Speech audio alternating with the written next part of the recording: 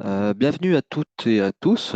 Nous sommes ravis de vous accueillir pour ce webinaire organisé par le cabinet Nexiologue Consulting, cabinet de conseil spécialisé sur la gestion des risques en banque, finance et assurance. Je suis Areski Cousin, en charge du suivi des travaux du pôle R&D. Je suis très heureux d'animer ce matin ce webinaire sur l'allocation dynamique de portefeuille en présence de coûts de transaction. Alors, comme vous le savez sans doute, l'approche qui domine la pratique de l'allocation de portefeuille, c'est le paradigme mean variance ou le modèle de Markowitz, qui est un modèle monopériodique. Il s'agit de maximiser le rendement du portefeuille à un horizon d'investissement donné et pour un niveau de risque donné. Dans la pratique, le problème d'optimisation est généralement complété par des contraintes de gestion. On impose parfois l'absence de vente à découvert, on donne un budget limité en coût de transaction, on impose des contraintes de turnover, des contraintes de liquidité, parfois de duration ou même de risque pour les investisseurs institutionnels. Alors en pratique, il est également nécessaire de considérer des pénalités sur le problème d'optimisation dans la fonction objective pour ne pas se retrouver avec une solution mathématique en coin et avoir une solution qui soit exploitable de manière opérationnelle.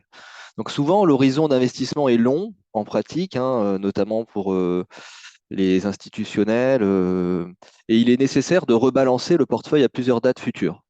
Dans la pratique, en fait, comment on procède?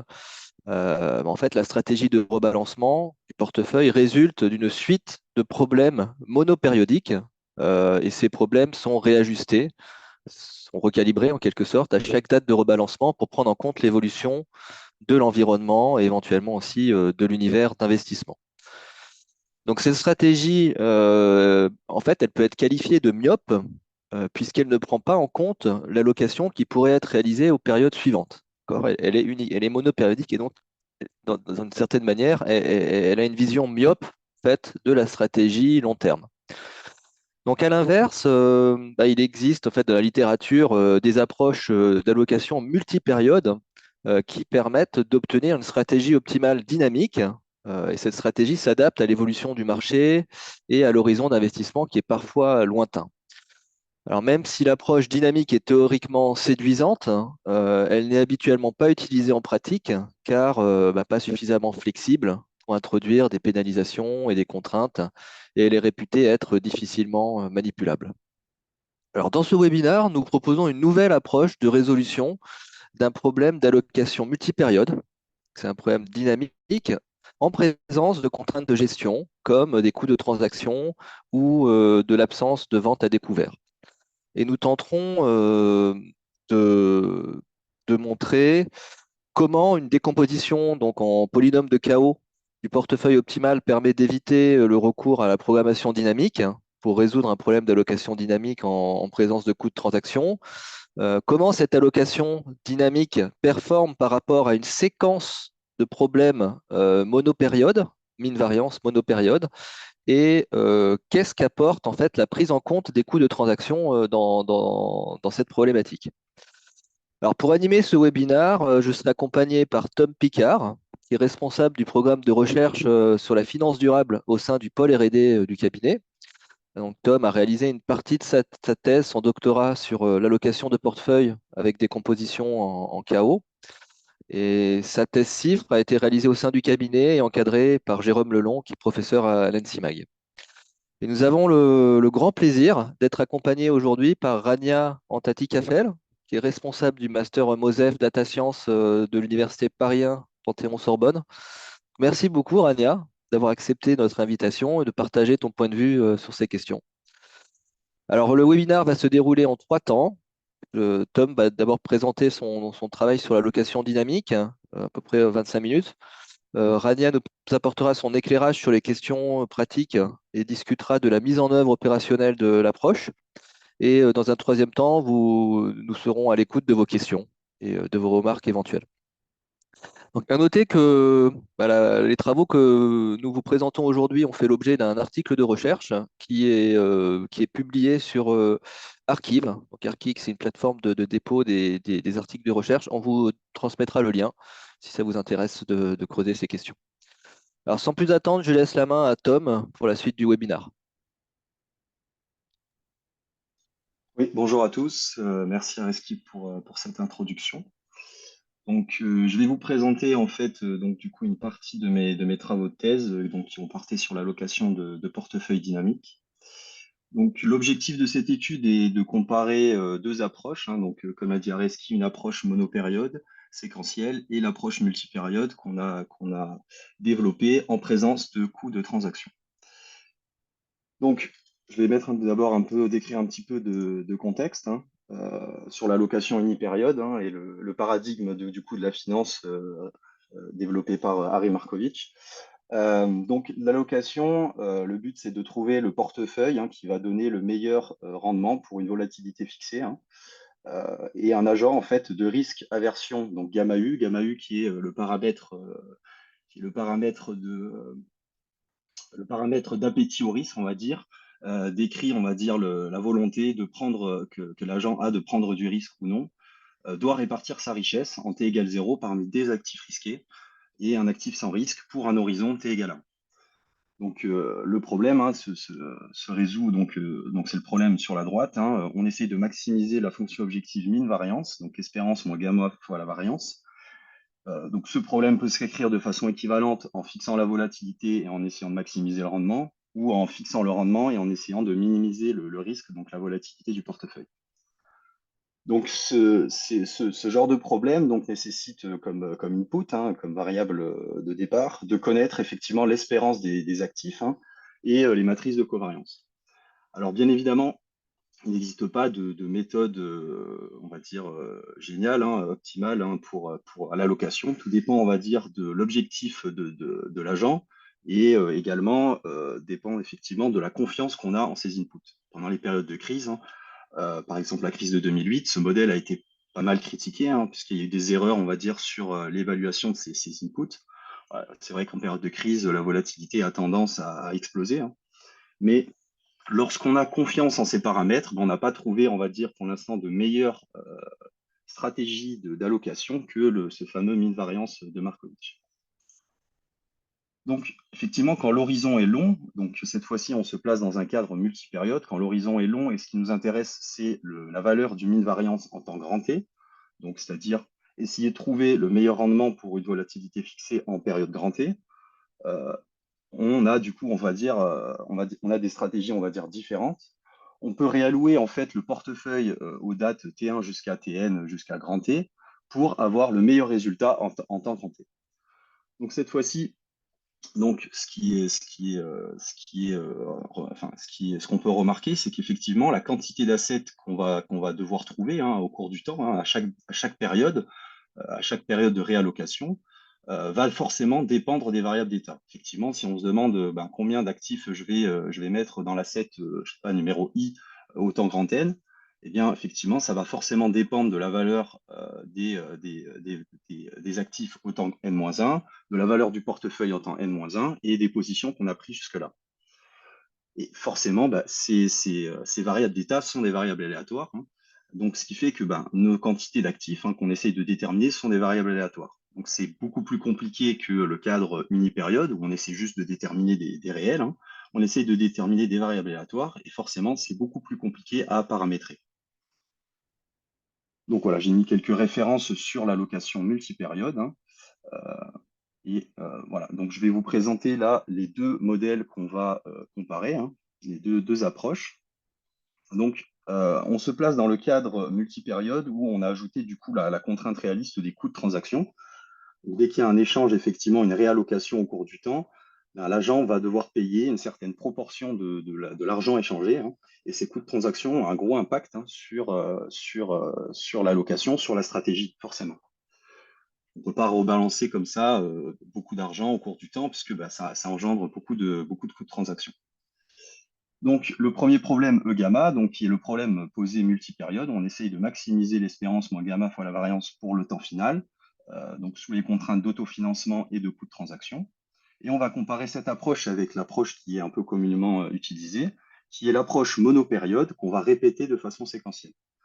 C'est-à-dire qu'on va maximiser le mean variance à chaque pas de temps du temps précédent. Donc on est juste intéressé, comme l'a dit Areski, euh, par le temps suivant. On essaye de maximiser, d'avoir le meilleur rendement pour une volatilité fixée pour le temps suivant, et on répète ce processus jusqu'au temps grand T, jusqu'à la date finale, et on obtient un portefeuille.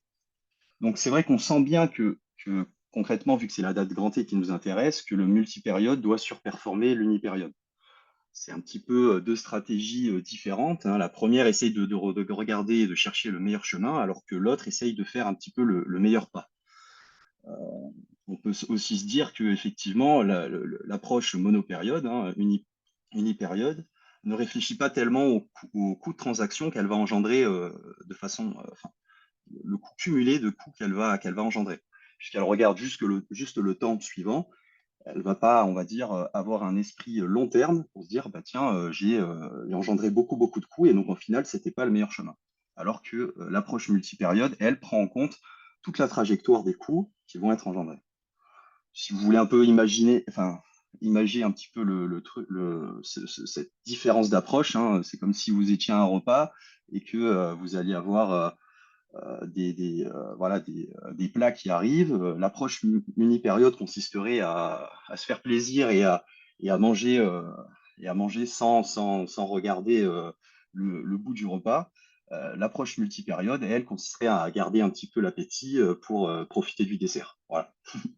Je ne sais pas si c'est très parlant, mais en tout cas, c'est un petit peu ce que j'essaie de vous faire comprendre sur la différence, on va dire, myope et long terme de ces deux approches. Donc, je vais vite décrire un petit peu l'environnement. Donc, on se donne un espace probabilisé, donc oméga A et gamma. Donc, on se donne un mouvement brownien standard et une filtration donc, du mouvement brownien standard sur les pas discrets, sur les dates de réallocation. On se donne un taux sans risque Rn et on donne la dynamique à nos assets, donc comme décrit ici, où c'est en fait un schéma de l'air d'un modèle stochastique à vol local. Donc, on suppose que le marché, du coup, en temps continu est complet, hein, et donc on trouve une proba risque neutre, et on va travailler du coup avec les F martingales, hein, donc par exemple, l'actif divisé par le taux sans risque, du coup, est une F martingale. Donc, pour résoudre en fait le problème multipériode, on ne va pas travailler directement avec Vn, qui est la valeur du portefeuille, mais on va travailler avec Xn tilde, hein, ici, qui est en fait la valeur du portefeuille plus les coûts qui sont remboursés. Donc, ça nous permet en fait de ne pas avoir de fuite d'argent et donc en fait de travailler avec une martingale.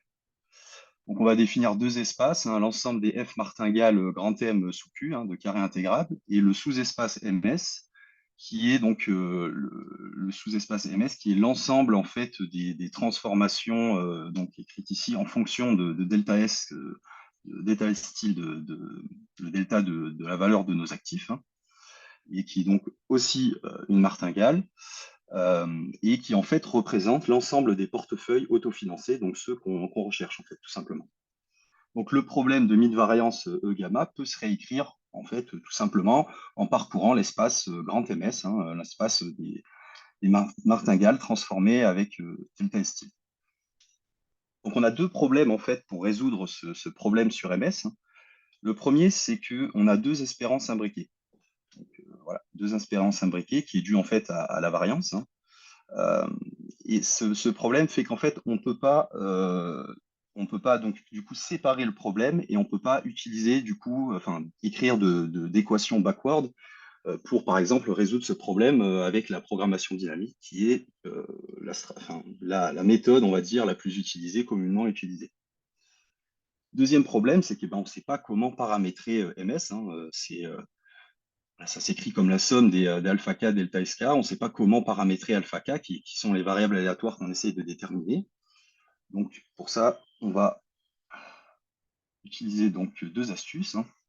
Donc, le premier problème, donc je parlais de la non-séparabilité, hein, qui est dû que, voilà, que l'espérance, sachant l'information au temps j, et si on reprend l'espérance sachant l'information au temps k, voilà, s'écrit comme l'information au temps i, j, alors que la variance ne vérifie pas cette propriété. Donc en fait, on va travailler sur un problème analogue, on va remplacer l'espérance par un réel θ, et on va travailler sur un problème analogue en augmentant la dimension, et on va maximiser sur cette variable θ, et en fait, par bonheur, les solutions concordent. Le deuxième problème qui consiste à essayer de paramétrer MS, eh bien, en fait, on va travailler sur un espace plus grand qui est l'ensemble du coup des martingales, grand M, et on va utiliser le projecteur orthogonal de M sur MS, ce qui va nous permettre en fait de parcourir grand M, en parcourant grand M à travers ce projecteur, de parcourir tout MS, donc l'espace des portefeuilles autofinancés. Et donc c'est là où intervient en fait l'utilisation des KO. On va pouvoir paramétrer grand M, cet espace de martingale, avec les KO. Donc, bon, là, j'ai écrit le problème sur grand thème, hein. Bon, je ne vais pas rentrer dans les détails, mais voilà, le problème peut se réécrire en parcourant grand thème. Et donc, bon, là, vous avez les détails de cet opérateur de projection, hein. Donc, on est amené à résoudre ce problème-là. Donc, juste un petit rappel sur les KO. Donc, les polynômes d'Hermite, c'est une suite de polynômes, hein, qui forment une base orthogonale, hein, de l'espace d'Hilbert. Et un KO d'ordre K, qu'est-ce que c'est? Le KO d'ordre K, donc si on prend une variable aléatoire dans L2, hein, elle se décompose donc ici, donc CK, comme la somme de coefficients de KO, bêta lambda, et les polynômes d'Hermite évalués en lébrunien. On a deux propriétés qui sont très intéressantes. La première, c'est que donc pour Y dans L2, on a convergence du KO d'ordre K dans L2, on a convergence dans L2 vers la variable aléatoire Y. Deuxième propriété, on a que si on prend l'espérance conditionnelle sachant Fn d'un KO, eh bien, il suffit en fait de tronquer les termes de la somme, enlever les termes qui ne sont pas Fn mesurables.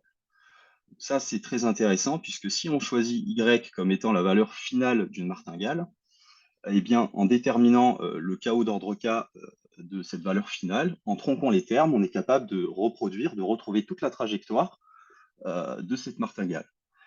Et nous, c'est très intéressant parce que dans la fonction objective, il n'y a que la valeur finale de la martingale qui apparaît. Donc, en déterminant les coefficients de KO de la valeur finale de la martingale, on est capable par la suite de récupérer en tronquant les termes toute la trajectoire de notre portefeuille et donc de récupérer ces fameux alpha, ces réallocations qui nous amènent à cette valeur finale, cette valeur finale optimale du portefeuille. Donc là, je réécris le problème du coup en utilisant les KO. On peut redéfinir tous les opérateurs tout simplement avec les coefficients de KO, hein, avec les bêta, et on obtient en fait le problème final, donc J gamma, qui du coup maximise sur les KO et sur le paramètre θ dont j'ai parlé tout à l'heure. Et voilà, on appelle donc tout portefeuille optimal, hein, tout portefeuille optimal, un portefeuille gamma optimal, hein, associé à la version au risque gamma. Et c'est du coup les portefeuilles que l'on recherche. Quelques petits résultats sur la résolution. Donc le problème J-gamma, bon, admet bien une solution, ça c'est une proposition. Le deuxième, on va appliquer une descente de gradient stochastique du coup pour trouver ces portefeuilles sur l'espace grand Z où on a retiré en fait quelques valeurs pathogènes. Et du coup, on sait que si bêta étoile est une solution, donc si c'est bien les coefficients de KO d'un portefeuille optimal, alors on est solution du gradient égal à 0.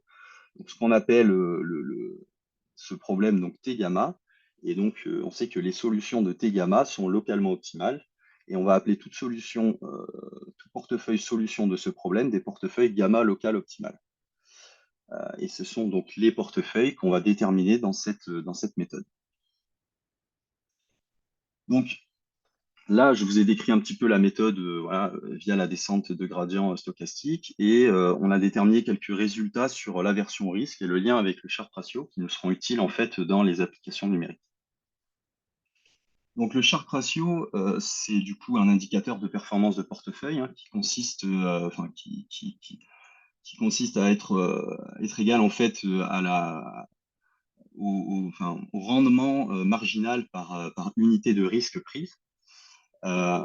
Et on a prouvé une première proposition, hein, qui consiste à dire que pour un portefeuille donc gamma optimal, hein, l'aversion au risque gamma, le Sharpe ratio et la volatilité du portefeuille sont reliés simplement par cette équation.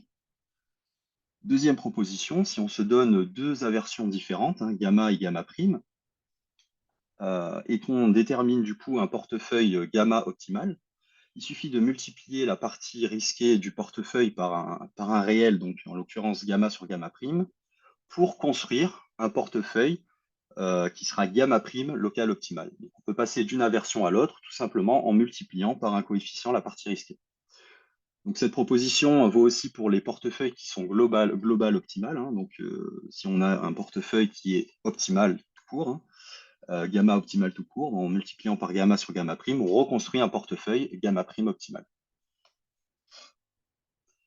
Donc là, c'est un peu ce que j'ai essayé de décrire sur ce schéma, hein. Donc là, on a l'espace, on va dire, des portefeuilles pour la version gamma, ici l'espace des portefeuilles pour la version gamma prime. Et on peut passer du coup de local 1 à local 3 en multipliant par gamma sur gamma prime, local 2 à gamma, local 4 pareil, et pour les globaux, c'est la même chose.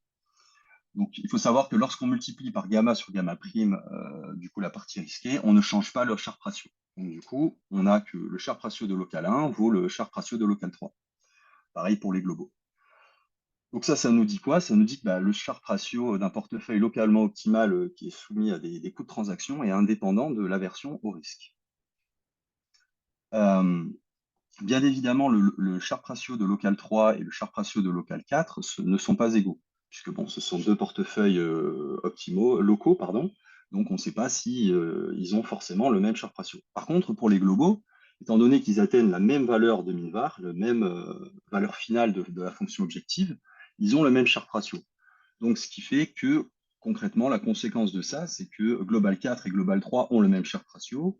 Global 4 et Global 2, on a dit, ont le même Sharpe ratio en multipliant par ce terme gamma sur gamma prime, ce qui fait qu'en fait, tous les globaux ont le même Sharpe ratio.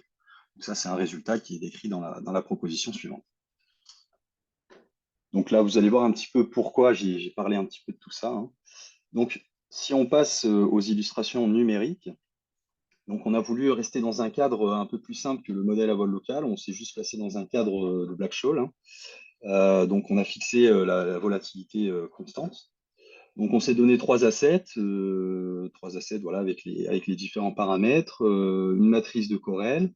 Donc il y en a deux qui sont corrélés positivement entre eux, un qui est corrélé négativement.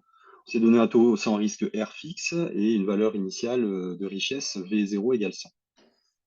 On s'est donné 368 jours où on peut rebalancer tous les 92 jours. Donc on va avoir 4 rebalancements et on a choisi un degré de chaos, hein, donc de grand K égal à 2. Donc, première expérience, c'est de se dire, bon, on va essayer de comparer les deux méthodes, hein, l'approche multipériode et l'approche unipériode. Le problème, c'est que le paramètre d'aversion, le gamma, hein, ou le gamma U, dans le cas unipériode, n'ont pas la même signification. Il y en a un qui est juste pour une période, l'autre qui est pour T périodes. Et bien sûr, la relation n'est pas linéaire. Donc, c'est compliqué de comparer deux modèles si on ne choisit pas la même aversion. Notre première idée, c'était de se dire, tant pis, on va choisir le même paramètre, hein. Et vu qu'on a vu que le Sharpe ratio était indépendant de l'aversion, ce qui est aussi le cas pour le cas monopériode séquentiel, on va tout simplement comparer les Sharpe ratios. Donc c'est ce qu'on a fait ici. Donc on a appliqué notre descente de gradient stochastique et on va comparer du coup trois modèles, les multipériodes, le séquentiel unipériode et les coil weight qui consiste à répartir de façon uniforme la richesse à chaque pas de temps. Pour les cas multipériode et unipériode, on a différencié le cas où on ignore les coûts, c'est-à-dire qu'on ne le prend pas en compte dans notre stratégie, mais bien sûr qu'on les paye, hein, ce qui est communément utilisé, hein. On paye les coûts, mais on fait comme s'ils n'existaient pas. Et la deuxième approche, où cette fois-ci, on prend en compte les coûts dans la stratégie. Donc, ce qu'on peut voir des premiers coups d'œil, hein, c'est que les portefeuilles multipériodes surperforment les portefeuilles unipériodes, hein, donc au niveau du Sharpe ratio. Deuxième remarque, on se rend compte que le séquentiel unipériode qui ignore les coûts a de meilleurs résultats que celui qui les considère. Bien sûr, ça dépend des paramètres qu'on choisit, hein, mais c'est une remarque intéressante. Et comment on a interprété ça, en fait, c'est que euh, le séquentiel unipériode, qui ne voit qu'à une période, lorsqu'il s'est bien placé, ne voit pas forcément l'intérêt de dépenser beaucoup de coûts pour changer sa position. Donc, il va plutôt avoir tendance à osciller autour de sa position optimale Et on va dire que la considération des coûts, lorsqu'elle est un peu trop forte, eh bien, va avoir tendance à geler la position du séquentiel unipériode. Et ce qui fait qu'en la gelant, bah, peut obtenir de moins bons résultats que si on les avait ignorés. Et si on avait été, on va dire, beaucoup plus flexible, hein, les coûts peuvent rendre rigide, on va dire, la stratégie. Pour le cas multipériode, là, par contre, effectivement, ignorer les coûts est un mauvais choix, hein, puisque le multipériode, lui, va avoir tendance à beaucoup, étant donné qu'il vise le temps final, va avoir tendance à beaucoup s'adapter en fonction de l'environnement, va avoir tendance à beaucoup rebalancer et à être beaucoup plus flexible. Donc forcément, les coûts engendrés sont beaucoup plus importants. Et de ce fait, eh bien, il faut bien sûr les considérer. Voilà, deuxième expérience qu'on a réalisée, on s'est dit, ben, on voudrait comparer quand même les trajectoires, hein, certaines trajectoires de ces deux modèles. Cette fois-ci, ben, forcément, là, il nous faut la même aversion.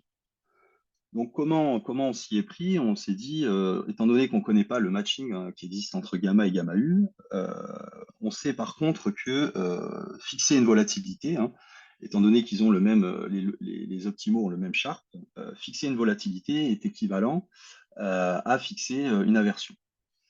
Donc, on est parti en fait du portefeuille unipériode local optimal, gamma local optimal, qui a du coup une volatilité nue.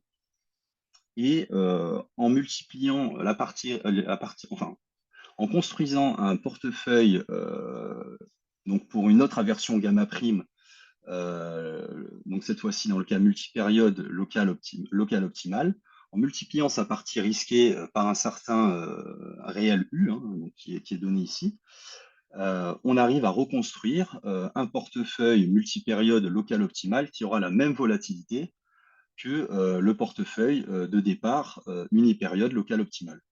Et donc, étant donné qu'on a deux portefeuilles qui auront la même volatilité, ben, on est sûr qu'on a matché, on va dire, sur la bonne aversion. Et donc, on va pouvoir comparer ces deux portefeuilles. Euh, donc, du coup, au niveau des performances, bah, bien évidemment que là, on voit que le multipériode avec coût surperforme au niveau du rendement le séquentiel unipériode avec coût.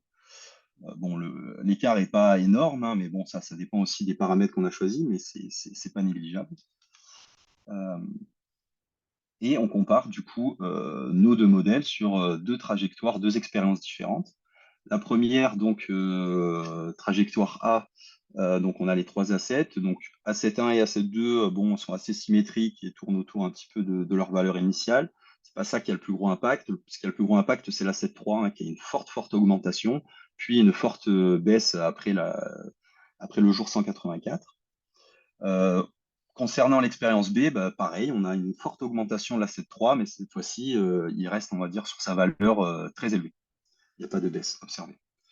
Donc, sur les résultats pour l'expérience A, donc d'abord, on peut regarder la valeur des portefeuilles. On voit que le multipériode surperforme, on va dire, à quasiment tout le temps, l'unipériode, hein, toujours au-dessus. Et lorsqu'on regarde maintenant les coûts cumulés et les stratégies, ben, on peut un peu confirmer ce qu'on disait tout à l'heure, que pour l'unipériode, en considérant les coûts, ça gèle un petit peu les positions. On voit qu'il y a très peu de variations, hein, des stratégies, du nombre d'actifs pour l'unipériode, et très peu de coûts du coup engendrés. Pour le multipériode, bon, c'est complètement différent. Cette fois-ci, on a beaucoup de coûts qui sont générés et des changements de position assez remarquables. Du coup, la stratégie du multipériode, lui, consiste en fait à prendre une position assez longue au départ et petit à petit, plus on se rapproche du terme, hein, à sécuriser, à vendre petit à petit les assets. Alors, on a un rachat à la date 276 d'actifs, hein. Donc, ceci peut être interprété parce que effectivement, en fait, la valeur du portefeuille en date 276 a quand même pas mal baissé. Donc, le portefeuille multipériode optimal a jugé qu'il était bon de reprendre un petit peu de risque à la fin. Pour l'expérience B, donc cette fois-ci, on a un cadre un peu différent. Donc, cette fois-ci, on voit que l'unipériode dépasse au bout d'un moment le multipériode. Bien sûr, ça, c'est juste sur une trajectoire. On a vu qu'en moyenne, ce n'était pas le cas, hein, que le multipériode était au-dessus de l'unipériode. Donc, comment expliquer, on va dire, ce dépassement? Eh bien, cette fois-ci, le multipériode donc, a vendu ses assets, hein, petit à petit, mais alors cette fois-ci, il les a vendus complètement. Il a pris la position la plus sécurisée possible. Alors, ceci est sûrement dû du fait qu'en fait, à partir de la date 184, le portefeuille avait peut-être amassé assez de gains, les valeurs étant assez élevées, bah, considère qu'il faut sécuriser les gains. Donc, il a sécurisé les gains jusqu'au bout, ce qui permet voilà, d'arriver à cette performance-là. L'unipériode, lui, est resté sur ses positions, hein, plus ou moins, et étant donné que la 7-3 a continué à grimper ou est resté un petit peu sur ses positions, bah, effectivement, l'unipériode passe devant le multipériode, mais c'est un peu anecdotique. Voilà, donc pour conclure concrètement, donc voilà, on a proposé une méthode assez efficace pour résoudre les problèmes d'allocation dynamique de portefeuille avec coût de transaction. On a prouvé quelques résultats sur le Sharpe ratio et sur son lien avec l'aversion au risque. On a vu que l'approche multipériode surperformait du coup l'approche unipériode voilà, en moyenne. Et on a un peu voilà, vu un petit peu le consensus entre simplicité et performance. C'est-à-dire que voilà, lorsque les coûts sont considérés, bah, l'approche multipériode est clairement recommandée. Lorsqu'ils sont ignorés, on peut considérer que l'approche unipériode est quand même bien plus simple hein, pour une perte de performance acceptable. Donc, ce que je conseillerais effectivement, c'est si on a envie d'être à la pointe, eh ben, et vraiment considérer les coûts, autant aller jusqu'au bout et utiliser le multipériode. Si on a envie de rester simple et le plus flexible possible, bah, autant et ne pas forcément considérer, enfin ajouter la contrainte de coût, autant rester sur l'unipériode et être sur le cas le plus simple, puisque ignorer les coûts dans le multipériode, c'est quand même pas une super idée. En termes de perspective, effectivement, on pourrait intégrer les coûts fixes et d'autres contraintes. Il faut savoir on a testé le modèle aussi en ajoutant la contrainte de no short, hein, que je ne présente pas ici, mais on a testé un petit peu les réactions du modèle avec des contraintes linéaires et non linéaires, hein, bien évidemment. Mais voilà, il y a plein de contraintes qu'a évoqué Areski au départ qui, euh, qui seraient intéressantes d'intégrer dans le modèle et voir comment il réagit. On aurait pu aussi utiliser des modélisations un peu plus complexes, hein, du HMM, de la volatilité stochastique pour modéliser nos actifs. Il y a un travail aussi peut-être à faire au niveau de l'initialisation de la descente de gradient hein, pour trouver le portefeuille optimal et pas se contenter de portefeuilles locaux optimaux. Euh, Après, voilà, effectivement, en prenant un peu de recul, effectivement, il y a pas mal d'hypothèses qui ont été faites hein, sur le modèle. Ici, le but, c'était vraiment de comparer deux approches, enfin deux modèles dans des conditions idéales. Hein. Donc, leur donner les mêmes armes pour voir comment ils réagissaient. Bien évidemment qu'après, sur le marché, il y a pas mal d'approximations, la complétude, etc. Le changement d'aversion qui font que peut-être l'unipériode pourrait rattraper le retard qu'il a sur sur le multipériode. Voilà, donc j'espère avoir été clair et voilà. Merci pour votre attention. Je vais laisser du coup la parole. Merci Tom pour ta présentation. Euh, je propose Rania, si tu veux prendre la suite pour la discussion. Euh, c'est vrai que c'était vraiment très intéressant de voir comment les coûts de transaction effectivement peuvent peut-être changer la donne en termes de performance entre le monopériode et le multipériode. Euh, L'approche multipériodique, elle reste quand même assez complexe à mettre en œuvre, même si les polynômes de chaos permettent de s'affranchir d'une programmation dynamique. Mais est-ce quand même un cadre, est-ce quand même un cadre réaliste? Euh, Finalement, est-ce que finalement on n'est pas contraint en pratique de revenir sur du monopériode parce qu'on est dans un environnement opérationnel voilà, très contraint. Donc voilà, c'était ces questions-là qu'on voulait voir avec toi, Rania, et avoir ton D'accord. éclairage là-dessus. Très bien. Bah, merci. Merci. Bonjour à tous. Donc, merci Tom pour cette présentation. Et puis, j'en profite pour remercier Areski pour cette participation à ce webinaire. Pour moi, mon nom c'est Rania Kaffel, donc je suis maître de conférence et membre du Centre d'économie de la Sorbonne. Et puis, je dirige le Master 2 Moselle Data Science à l'Université Paris 1. Je pense avoir vu quelques alumni, même quelques étudiants présents aujourd'hui. Alors, pour moi, j'ai abordé la thématique de l'optimisation de portefeuille peut-être dans un cadre plus particulier. Je l'ai abordé dans une bonne partie de mes publications académiques. Et j'ai abordé plus particulièrement la recherche du position optimale. Donc, ça ressemble un peu à ce qu'avait fait Tom, mais pour mon cas, c'était plutôt dans le cadre des portefeuilles d'assurance, c'est-à-dire le cadre des CPPI, les Constant Portfolio Proportion Portfolio Insurance, et tout ce qui est OBPI, les options Based Portfolio Insurance, avec à la fois un cadre mean variance qui ressemble au cadre aujourd'hui et un cadre plus général en maximisant plutôt des mesures de performance à la CAPA, en ajoutant ou pas des contraintes de budget et voir un peu le positionnement optimal.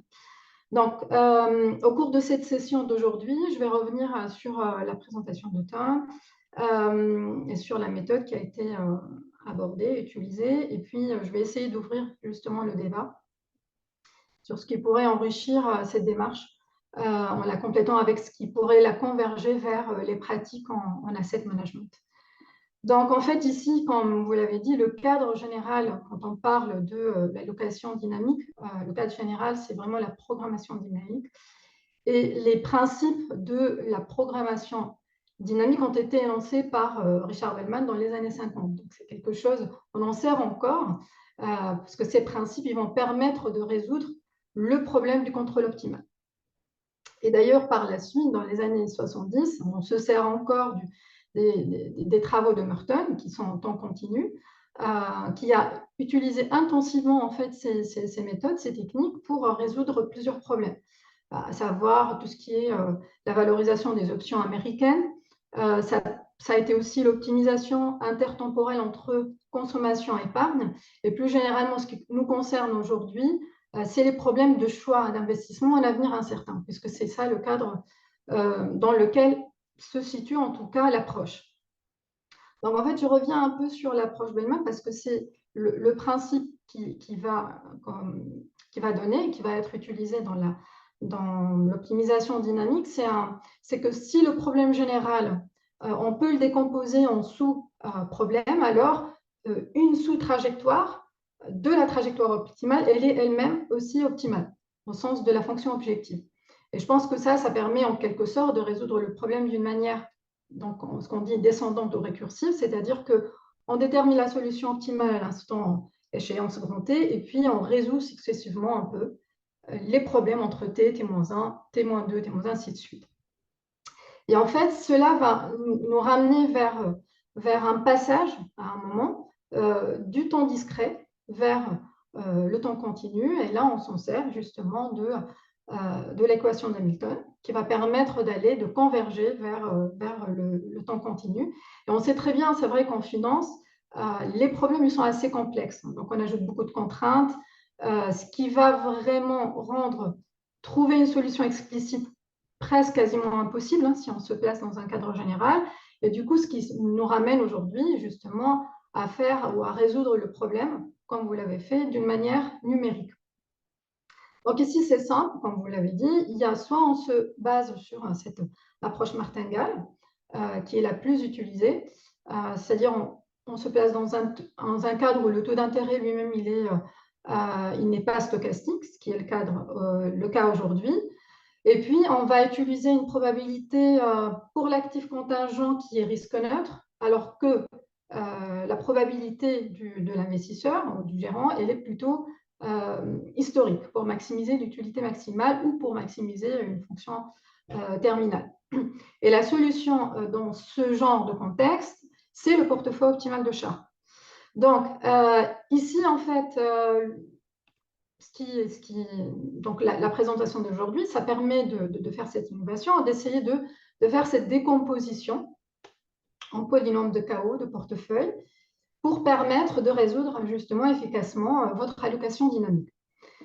Alors, à ce niveau, moi j'ai envie que vous expliquiez peut-être un peu mieux, parce qu'on se perd un tout petit peu. Est-ce qu'on reste dans un cadre plutôt dynamique ou multipériodique, parce que les deux cadres ne sont pas les mêmes. Pourquoi? Parce que dans un cadre dynamique continu, on est avec un marché qui est complet, alors que peut-être en temps discret, on va perdre cette propriété très importante qui est la complétude du marché, c'est-à-dire l'information, elle est complète et qu'il n'y a pas de bidasque, il y a beaucoup d'autres contraintes qui en découlent.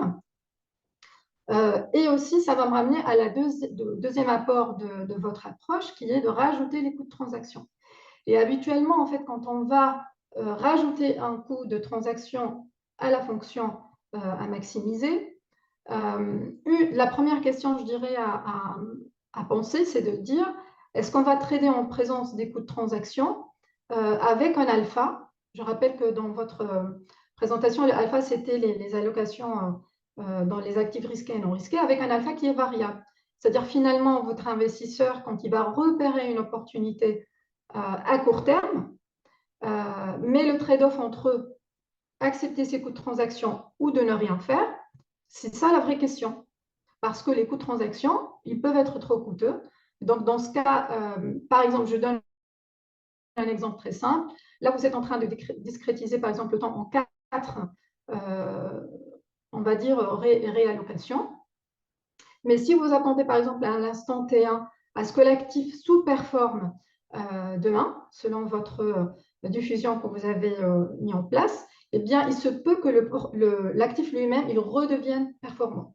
C'est-à-dire ici, les coûts de vente et de revente, de rachat dans les 2 jours, est-ce que ça vaut vraiment le coup de faire tout cette procédure de changer et de faire un turnover assez important? Donc ici, en fait, en multipériode, souvent, on va parler d'autres méthodes peut-être qui sont connues, les modèles Bayesiens en temps continu, en temps dynamique, qui vont permettre de résoudre ce genre de soucis. Bon, je parle de ce genre de soucis parce que ici, on est plus dans la microstructure du marché. C'est-à-dire que soit on est en complétude du marché et l'information est complète, ce qui n'est pas le cas, il me semble, soit on est avec un marché normal. Et donc, dans ce cas, la vraie question, quelle est la meilleure formulation des coûts? Donc, dans votre approche, vous avez pris un coût qui est proportionnel à l'actif, au rachat des actifs ou à l'actif ST. Sauf qu'ici, on sait très bien que les coûts de transaction, ils peuvent être donc, en fonction de plusieurs paramètres. Il y a le paramètre bidasque, le spread bidasque, il y a la volatilité, il y a la taille des ordres en proportion du volume quotidien des transactions, il y a même le délai d'exécution entre les ordres. C'est-à-dire que ici, quand vous allez faire votre simulation pour avoir un prix ST, eh bien, le prix que vous allez utiliser pour justement voir le prix ST, en fait, nous, on ne va pas utiliser ST. On va plutôt utiliser un prix qui est ST+, parce qu'en fait, ça va dépendre du spread entre le bid et le ask. Quand vous lancez une procédure d'achat ou de rachat de titres, même à l'instant T, vous ne savez pas à quel prix ça va se traiter. Donc, en fait, en quelque sorte, les prix ou les coûts, ils vont augmenter lorsque les écarts entre les bids et les asks ils vont augmenter. Et ça, c'est quelque chose, je vois plus, moi, à ce que le coût lui-même, la fonction de coût qu'on va plutôt mettre en place, elle doit être plutôt décomposée en 2 parties. Donc, ça peut être des coûts explicites qui vont, en quelque sorte, compenser ce spread bid-ask, et une partie implicite qui va permettre réellement à laisser le prix évoluer vers le vrai prix de l'échange. Et en fait, ça, c'est vraiment, ça permet aussi, c'est-à-dire s'il y a un mispricing sur le marché, c'est-à-dire même si on est avec une information qui n'est pas complète, eh bien, ça va permettre avec ces coûts implicites de le faire peut-être converger vers un prix qui est complet. Et donc là, c'est vrai qu'il y a toute une littérature qui permet d'aborder les différents types de coûts. Ça peut être une fonction quadratique, ça peut être... Moi, je pense que ce qui ne pourra pas peut-être changer les démonstrations que vous avez faites, peut-être la fonction du coût, elle peut être fonction de la fonction objective elle-même et non pas en fonction du coût de l'actif ST. Ça peut être une solution. Donc voilà, ça c'est par rapport, ma deuxième remarque par rapport au coût de transaction. Et puis, je pense que à un moment, donc ce qui me paraît important aussi dans votre travail, c'est que vous avez prouvé que le ratio de char d'un portefeuille, il est localement optimal avec des coûts de transaction, il ne dépend pas de la version au risque. Ça, c'est un résultat intéressant. Mais j'ai envie de dire aussi, penser à un investissement long-termiste. Okay, donc là, il faut voir aussi les conditions du marché et il faut voir aussi comment, c'est-à-dire que là, vous allez comparer plusieurs approches. Pour votre cas, vous avez travaillé sur la mean variance, mais vous avez aussi utilisé la suprématie d'une approche par rapport à une autre en utilisant aussi le même cadre, qui est le char. Peut-être il faudra utiliser une autre mesure pour qu'on ne reste pas, ce qui me paraît normal. Si vous maximisez le mean variance, eh bien c'est normal que vous allez vous retrouver avec une approche supérieure selon la maximisation du ratio de char. Ça peut être aussi une autre approche, c'est-à-dire ça peut être une approche en termes de temps d'exécution, parce qu'on sait très bien dans la pratique, ce qui nous intéresse aussi, c'est le temps d'exécution de l'opération. Et là, je reviens donc à votre exemple numérique.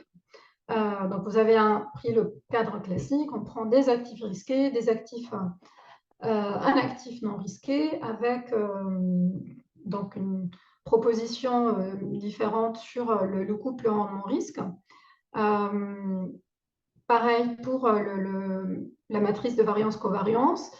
Donc là, par contre, si on regarde en fait en valeur absolue, j'ai envie de dire, l'exemple est très arrangeant parce que moi, en tant que financière, j'aurais aimé voir peut-être une matrice où je vois des ratios un paramètre de corrélation plus important. Parce que généralement, dans un portefeuille, les paramètres de corrélation ils sont beaucoup plus importants. Ça va à 0,5, 0,6, 0,7 parfois. Donc, il faut voir un peu la sensibilité de votre méthode par rapport à l'évolution de la matrice de variance-covariance. Donc ici, c'est très bien, ça va permettre de maximiser, en fait, de montrer la suprématie de votre méthode par rapport aux autres. On s'y attend un peu à ce genre d'exercice, sinon on ne va pas vers le dynamique avec coût parce que ça converge vers des caractéristiques plus réelles sur le marché. Mais je voudrais aussi qu'on prête un peu attention au fait que si vous regardez les deux allocations, l'évolution de vos alphas, eh bien, moi j'ai l'impression qu'on est avec un leverage qui est trop important. C'est-à-dire que là, que ce soit dans la configuration sans coût ou après introduction des coûts, eh bien, on est à moins 0,6 et avec les coûts, on est carrément à 200% sur l'actif sans risque. Il me semble que c'est une considération un peu pas utilisée sur le marché. En tout cas, on ne peut pas rester avec autant d'actifs non risqué et autant de leverage sur le portefeuille détenu jusqu'à la fin de la période. Voilà, donc juste pour vous illustrer un tout petit peu ce qu'on pourrait avoir comme différence et l'impact de ces paramètres pour montrer l'importance de l'approche avec coût ou pas. Donc moi, je suis restée sur un cadre classique, mais avec une vision, avec une granularité plus importante, c'est-à-dire un univers où j'ai plus d'actifs parce que on sait très bien qu'un portefeuille qu'on y gère, il a plusieurs lignes, hein, donc il a une multitude d'actifs. Donc là, je me suis limitée à 8 pour dire que voilà, il y a le large, il y a le small, il y a un peu une niche qui va être dans le diversifié, il y a le fixed income en long, en court terme, et puis l'alternatif et l'actif sans risque. Et comme on peut le voir, en fait, la matrice de variance de corrélation, elle montre qu'on peut se retrouver avec des niveaux de corrélation trop importants. Et c'est là où on peut juger effectivement est-ce que le modèle il est adaptable aux conditions du marché. Parce que moi, je suis restée sur le cas très simple. Et en plus, il y a ajouté un autre paramètre qui est une longue période. Donc, je me suis basée sur vraiment une bonne vingtaine d'années. Donc, bien évidemment, je suis dans un cadre statique. Donc, normalement, en cadre statique, je ne vais pas remonter à un plus long terme. Mais c'est juste pour montrer qu'au final, en fait, même avec un Sharpe, j'obtiens un Sharpe assez faible, hein, de 0,6. Mais ça veut dire que finalement, là, typiquement, je retrouve les inconvénients d'un modèle à la mean variance de Markowitz, c'est-à-dire concentration des actifs sur un seul même actif.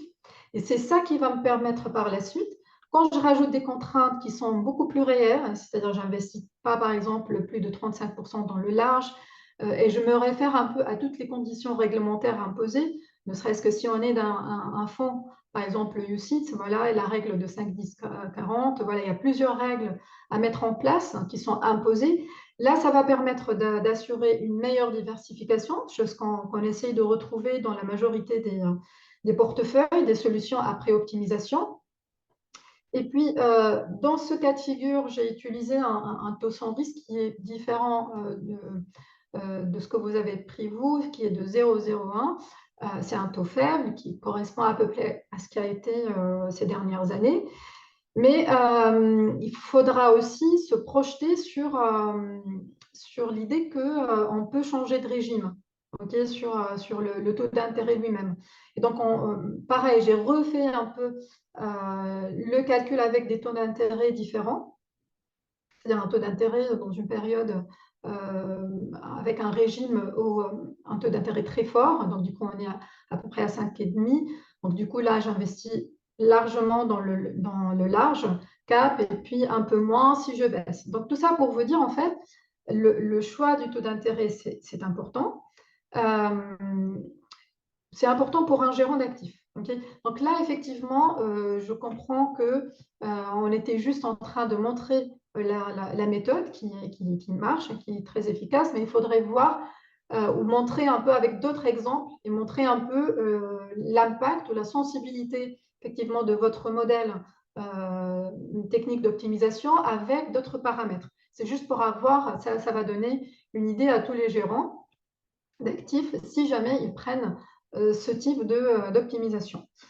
Donc, en fait, pareil, sur la sensitivité, moi, j'aimerais bien avoir qu'on m'explique un peu comment je peux avoir ce choix de paramètres que vous avez mis. Par exemple, le taux d'apprentissage que vous avez mis, il me semble qu'il est assez élevé. J'imagine que vous avez testé d'autres taux d'apprentissage parce que généralement, ce qu'on fait dans la littérature, on part d'un niveau très, très faible, hein, genre, je ne sais pas, 0,1 peut-être, et puis on fait varier le taux d'apprentissage. Mais un taux 8,5, on sait très bien que ça va faire converger rapidement la solution. Mais je pense qu'il y a d'autres algorithmes. Il y a certains algorithmes, le gradient stochastique, qui va plutôt faire un rating adaptatif. Donc, il s'ajuste automatiquement par rapport au taux d'apprentissage. Et ça serait bien aussi de voir un peu la visualisation, c'est-à-dire la convergence de la solution. Donc, ici, je pense qu'il n'y a pas vraiment intérêt parce que le problème lui-même, il est simple. On est avec 3 actifs. Donc, on peut converger rapidement, justement, vers la solution optimale. Mais essayons de voir un peu si je suis dans un cas réel, c'est-à-dire avec un nombre d'actifs beaucoup plus important. Et là, je pense qu'en termes de convergence, ça va être plus lent. Et de montrer un peu que votre méthode, elle s'adapte vraiment même avec une taille de portefeuille plus importante. Donc, voilà, la vitesse de convergence, elle est facile à atteindre rapidement, ce qui est un paramètre aussi qui n'est pas négligeable pour les gérants. Donc, en fait, juste pour conclure, j'ai envie de dire, c'est vrai qu'on est dans un cadre où on traite des solutions d'optimisation convexes et on sait très bien que c'est dans ce cadre, les solutions, ils ont tendance à être instables. Et en fait, cette instabilité, elle peut provenir de 2 sources essentiellement. On va dire soit c'est un bruit dans les inputs, okay, les variables qu'on injecte au départ, l'espérance et la variance. Mais ça peut être aussi, ça peut provenir aussi de la structure du signal qui va amplifier un peu les erreurs d'une période à une autre. Et je sais que donc on peut remédier à ce genre de situation, soit en allant vers des méthodes donc Lasso ou Ridge pour assurer une belle régularisation, ou alors ce qui se fait de plus en plus, aller vers des méthodes de machine learning. Donc, c'est-à-dire que si je veux réduire vraiment le terme d'erreur, je peux aller vers des algorithmes qui vont attaquer directement les 2 sources d'instabilité. Il y a le NCO, le Nested Cluster Optimization, qui va essayer de, surtout si jamais va exploser un peu le nombre d'actifs, si on a plus de 50 actifs, et il va essayer de regrouper un peu les actifs en termes de clusters, et puis par la suite, il va faire cette optimisation. Et ça va permettre énormément de réduire les termes d'erreur qu'on peut avoir dans ce genre de problème d'optimisation. Donc voilà, je pense que par la suite, effectivement, comme vous l'avez dit, hein, il y a le problème des inputs. Hein. Soit je travaille in sample, c'est-à-dire je travaille sur des vraies données. Et là, je vais faire appel à toutes les méthodes qu'on voit aujourd'hui de machine learning, qui vont essayer de faire une belle prévision peut-être de l'expected return dans le futur. Mais même ici, même avec ces méthodes, il faudra faire attention parce qu'il y a certaines méthodes qui s'adaptent bien aux données historiques, mais il faudrait prendre aussi le fait qu'il peut y avoir un changement de régime dans l'actif. Et là, peut-être on s'oriente vers un réajustement avec un temps d'apprentissage, donc vers plus des méthodes RNN, peut-être au LSTM. Donc voilà, ça c'est une autre démarche qui pourrait renforcer justement les résultats, je dirais juste la partie illustration, mais sur la partie numérique, la partie théorique, effectivement, c'est une bonne méthode qui permet de résoudre le problème numérique efficacement. Voilà, je pense que j'ai fait à peu près le tour de toutes mes remarques. Merci beaucoup, Rania, pour